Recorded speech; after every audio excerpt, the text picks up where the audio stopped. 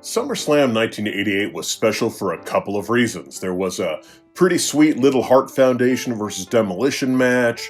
The Ultimate Warrior made his presence felt by winning the Intercontinental title in a flash, and Miss Elizabeth whipped off her skirt to distract the Mega Bucks so the Mega Powers could swoop in and win the main event. Now, this seems super tame compared to, say, Attitude Era standards, but this was a huge deal at the time. We were used to Miss Elizabeth roaming the ringside era in a full evening gown, so this was mind-blowing. And some people are going to say that kind of thing has no place in pro wrestling, but pro wrestling is an entertainment medium. It's not a competitive sport. If the story they're trying to tell includes romance or sensuality, that's part of a narrative. Problem is, when they do it too often without any kind of backstory, it lessens the impact. I'm Senior Siete for 7 Wrestling. Let's take a look at 7 more risque WWE moments that you probably forgot about. And yes, we're sure some of you remember everything on this list, but honestly, my memory is worse than Dory from Finding Nemo. Now, before we get into this, we appreciate your support, so if you enjoy this video, please hit the like button, subscribe to the channel, and moonsault that notification bell. Number 1. $1 Billion Brazier. Steve Austin was arguably the hottest talent in the history of the business in the late 90s and early 2000s. He was everywhere. Main events, late night talk shows, primetime TV, heck, he was even Claymation. But what's often forgotten is that he had cooled down quite a bit when he returned in late 2000 from a neck surgery. Whether it was the fact that the Who hit Stone Cold angle ended with a sad little wah-wah when it was revealed to be Rikishi, or the fact that his in-ring skills were taking a little longer than usual to get back to normal, whatever it was, the Texas Rattlesnake was in a rut. Or a mud hole. You're supposed to walk those dry? I don't know. I didn't understand everything JR said.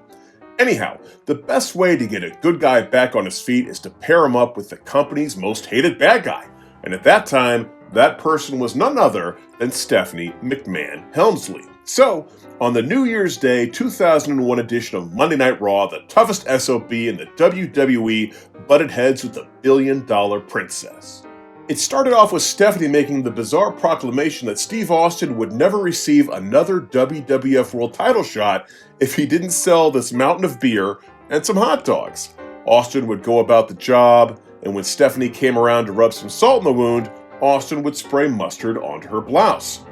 Steph would complain to her father over the phone, but then Trish Stratus entered, furious that Stephanie had stolen her gimmick of being splattered with condiments. Just kidding. Stephanie would change into a second blouse to confront Austin later that night, where it was revealed that he had sold all of the beer and the hot dogs to the APA. He'd put the beer vending tray, there's probably a proper name for that thing, but he'd put it around Stephanie's neck for some reason. He'd tell her that she should be careful when she takes it off, because it's a little sticky because of something he spilled on it. Ooh, foreshadowing. Is this Shakespeare? Sure enough, when Austin would take the tray off of Stephanie's neck, her top would pull away too, leaving her in a black brassiere. An embarrassed Stephanie would run to the back as Austin would crack wise about her bra having more foam in it than one of his beers. And this was shocking at the time as well. Just about every woman on the roster had to go the TNA route at some point or another. Stephanie was believed to be off limits. No bra and panties matches, paddles on a pole, gravy bowls, or anything for this WWE superstar. Stephanie would get her revenge later that night when she changed into a third shirt, that being one with referee stripes, and screw Steve Austin out of his match with William Regal. Austin would eventually get out of his rut with a great performance in one of the best Royal Rumbles of all time, and he'd follow that up with an amazing showing in a 2 out of 3 falls match against Triple H at the No Way Out pay-per-view. Then he'd turn heel and the business would go to crap, but that's a story for another list. Number 2. High Stakes. The rebooted ECW was maybe cursed? The revitalized brand originally was designed to be its own separate group that had its own tour, their own pay-per-views, and more, all headed up by one of the most popular names in sports entertainment at the time, Rob Van Dam. But it all quickly went sideways a few weeks later when Mr. Monday Night and his buddy, the suicidal, homicidal, etc., Sabu, were busted with some illegal substances in their car. What? These two? No!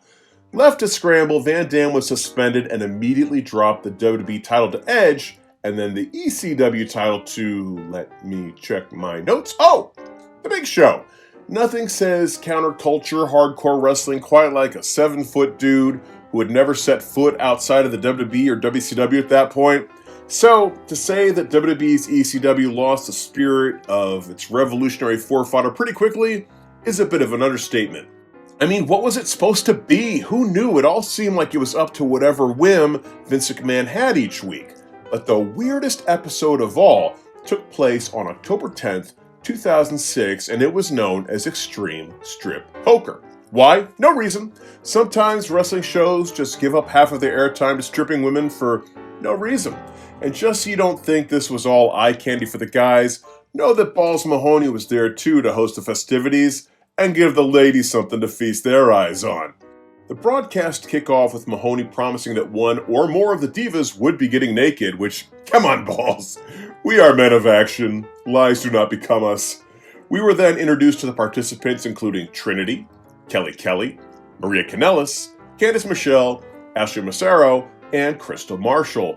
And to say the acting of this thing is making adult films look like The Departed, that's an understatement. Quick aside, before I was married, I went on a date with a girl who learned I was a wrestling fan, so to get to know my interests a little bit better, she tuned into Raw one night, and what was she treated to?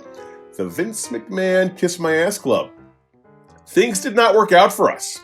I really hope no potential girlfriends tuned into ECW that night because this was bad. I mean, as bad as something can be with gorgeous women taking their clothes off, so in a way, still pretty good. I feel like I'm saying a lot of things.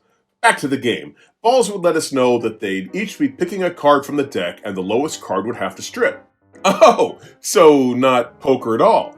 And Kelly Kelly decided to ruin things a little bit by mentioning she's 19, so less than half my age. Thanks. There was some actual wrestling during this event, but how are you supposed to focus on CM Punk squaring off against Rene Dupree when on the split screen is a woman taking off her clothes? Wow, I legitimately remember next to nothing about Trinity. Tommy Dreamer and Kevin Thorne would meet a similar fate, but I can't imagine Tommy Dreamer complaining about that. Eventually, this would be taking way too long for the exhibitionist Kelly Kelly, and she just stripped down for funsies.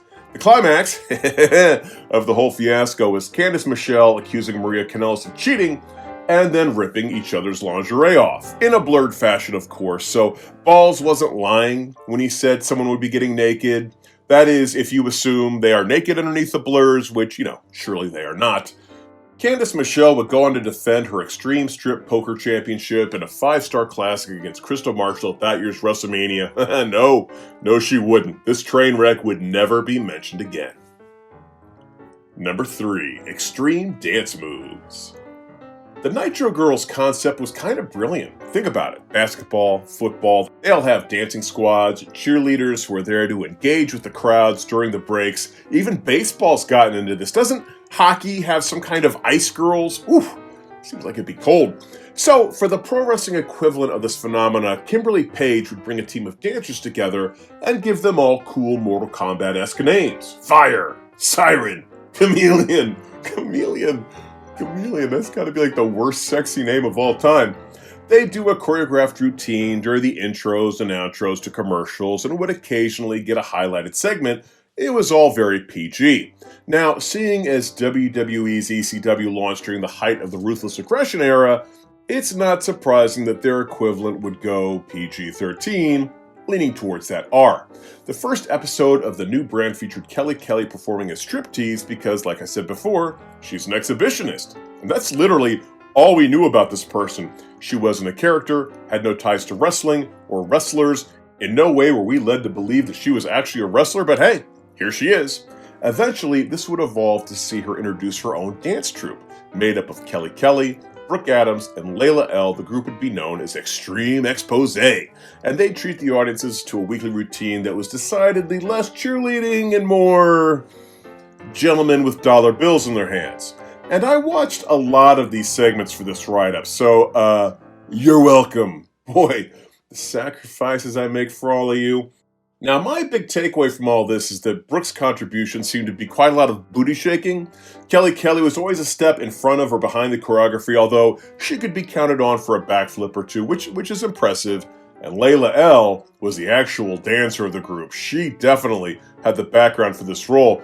Can't say I condone dancing with lollipops. Seems like a bit of a choking hazard. At any rate, this whole thing didn't last too long as Brooke was eventually released from her contract that fall. She'd go on to TNA and do quite well for herself, while Layla and Kelly would enter the singles ranks. Number 4. DX goes too far. The start of the McMahon-Helmsley era is one of the most memorable in WWE history. Stephanie was engaged to WWE Talent Test, and their wedding was planned for an episode of Monday Night Raw.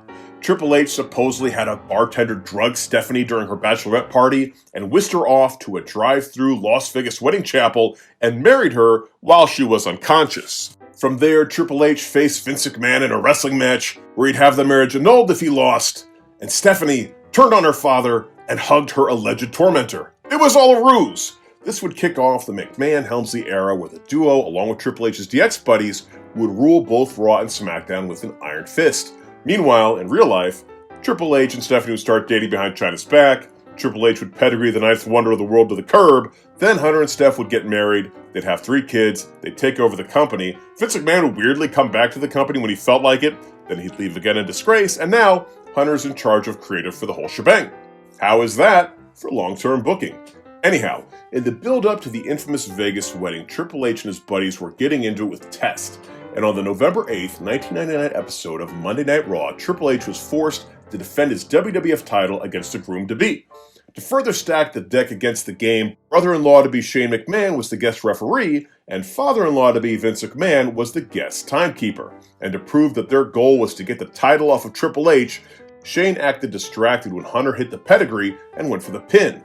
Vince would lay out Triple H the title and put Test on top for the 3 count, but even with all of this stacked against Hunter, he still was able to kick out. Wait, who's the bad guy here? Man, no wonder this whole fiasco buried Test. And how did DX get Hunter out of this mess? They cut to the back where Billy Gunn and X-Pac were supposedly having their way with Stephanie. Understandably, Vince, Shane, and Test all abandoned the match to come to a rescue, and by the time they got to DX's dressing room, everyone was long gone. So, the show faded to black with everyone thinking DX was assaulting an innocent woman. We'd later learn that wasn't the case, as in the storyline, it was revealed that the woman was just an actress that DX had hired. See? They're not so bad. Number 5. Ain't Elmos Fire. Okay, youngsters, time for old Singer Siete to spin yarns about days of yore.